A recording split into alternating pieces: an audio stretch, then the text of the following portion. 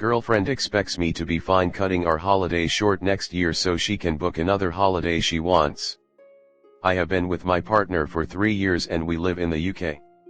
This summer last summer we had a holiday abroad, then a couple of weekends away within the UK throughout the year. Next year we planned to travel to 3 European cities and had priced things up so we knew what to expect. We were both really looking forward to it, but I pointed out to my GF that since this was more expensive than our previous holidays, we would have to do less weekends away and things next year. My GF started looking for a holiday for January and started telling me how much it would be for 4 nights away. I told her we wouldn't be able to if we wanted the holiday in the summer. She started saying it'll be fine and that I should have a look at it. I again said no, since it would mean spending a lot more than I want on holidays next year. My GF suggested reducing our summer holiday to only 1 or 2 cities, but I just said I still don't want OT since it was the summer holiday I'm excited about and I don't want to cut that short for a holiday I don't want. She said I was being unreasonable by refusing to even consider it and that I should be willing to compromise. I told her there shouldn't be a compromise since we have already agreed on the holiday we own it for next year. She just repeated that I am being unfair by refusing to look at it. How would you handle this? TLDR, my GF and I had planned our holiday next year. Nad agreed it was the only holiday we could do. My GF then tries talking about having a holiday at the beginning of the year and cutting our other holiday short, which I refused. She said I was being unfair by not considering it. How would you handle this? Comment. Do you talk to your girlfriend the way you talk to the people of Reddit? Because you asked a question and with people just sharing their opinions, you just bulldoze away and stand firm in your thoughts. If you can't handle criticism, don't ask for it. It's not unreasonable to cut a holiday short to see if you can do 2 separate ones instead. It's not unreasonable to look and see if you can change things. Holidays change all the time. I looked at so many Airbnbs for my last vacation and ended up going to a completely different state than originally planned. How can you say her thoughts are unreasonable if you haven't even looked? People are allowed to change their minds, and if there haven't been any non-refundable payments made, now is a good time to change minds and look into what you both want. Your attitude on life feels sus, you didn't come here looking to see if you were the asshole. You came here to prove you weren't, presumably to show your girlfriend that the internet agrees with you, and then you're angry that the internet didn't agree with you. You're not tough for not wanting to go on multiple holidays. You're tough for being rude about it. You are being unfair by not even looking at it.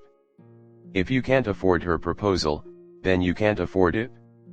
But you don't know if you can afford it or not. You have no idea what it is. Your girlfriend wants to change plans. You don't. Find a compromise.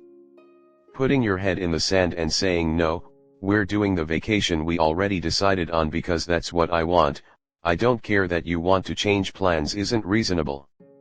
The fact that you didn't even look at it is so crazy to me. You don't control everything, and without learning to compromise or consider your partner's wants, the future will be bleak. I hope she books it and enjoys herself by herself. Good luck. First of all, I understand the frustration that she wants to change the already agreed to plans that you are looking forward to. This breaks down into 3 conversations. First conversation. Emotional ramifications of this debate. You find her unreasonable and unfair by trying to change the mutually agreed to plans that you both agreed to. You are hurt that she is discounting your feelings about your planned trip, and you want to know why she thinks it is okay to try to change the plans after it was already decided on. Why does she feel the need to look for something different? If she didn't want the planned holiday, why did she agree to it in the first place? You need to talk out both your feelings on this and acknowledge you both have valid feelings. You are equally right to not want to change the plans as she is to want to. Second conversation. What you are doing in 2024. If she hates/doesn't want to do the planned vacation, she needs to tell you that now. There is no point going on any vacation if one of you hates the idea, you in January, her in the summer. Is the problem with the January vacation the location? The budget? The required time off? Is her primary desire for the January vacation the location? The time off? Can you do a staycation in January? Vacations should be 2 yes she's, 1 no, and is the correct answer canceling all of them and doing separate vacations. If she really wants the summer vacation and the January vacation, you are not willing to give up time on the summer, so where is she willing to make budget savings to pay for the January one? Third conversation. Agreeing on a vacation planning protocol. It sounds like you like to have your vacations planned in advance and your GF likes smaller, more spontaneous ones. Keeping a budget is excellent. But you both need to agree to the rules. When is the commitment deadline? Are you going with 2 yeses required or alternating choice makers? Etc. Figure out how you can do this where both of you can live with it, because right now your situation is ripe for both of you feeling ill-used and resentful. Next story 2. How should I respond to my husband's cheating? My husband and I have been married for about 3 years. I was going through depression, which had a lot of side effects including low or non-existent sex drive. We would maybe have sex once a month. I could tell that bothered him and he wanted more, but he never pressured me or forced me to do more. When we did have sex it was decent and he always made sure I was satisfied. Well, one day he left his phone in the bathroom and I started going through it and I saw a picture of him in just his boxers. Of course, I was wondering who he was sending this to, so I confronted him. He said he had posted it in a Reddit group, something about comparing himself to other guys. I didn't really buy that, and to be honest, I always kinda suspected that he might be cheating on me.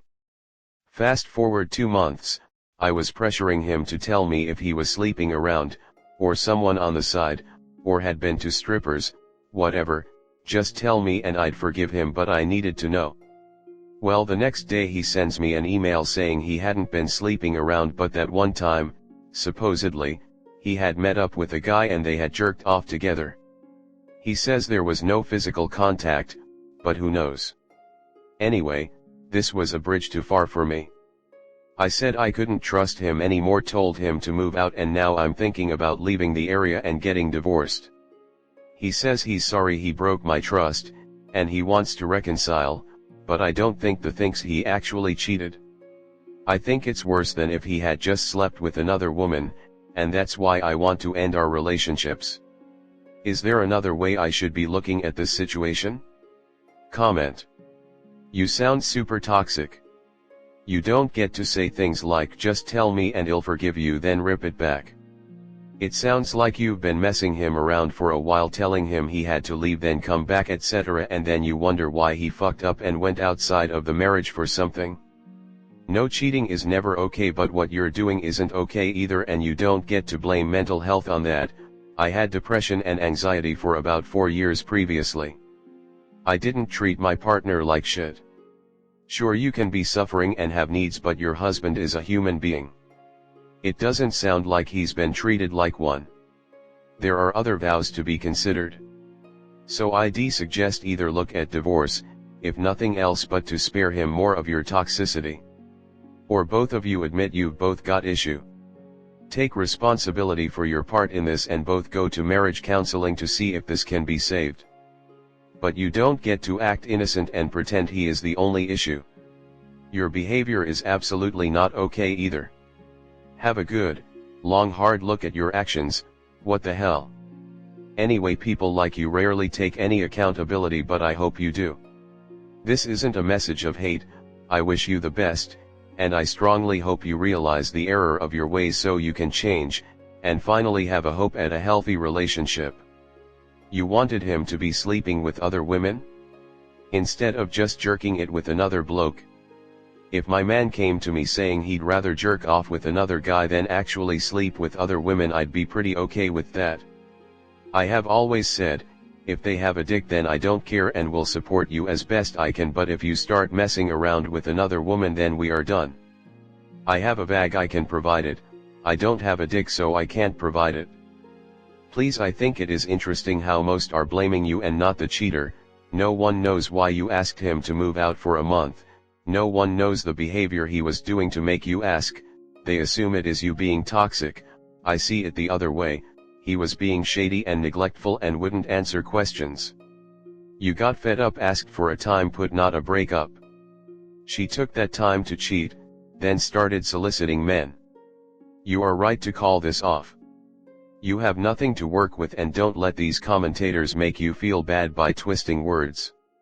You so was dishonest and cheating. Why stay in a relationship when you have to police your partner? Just leave.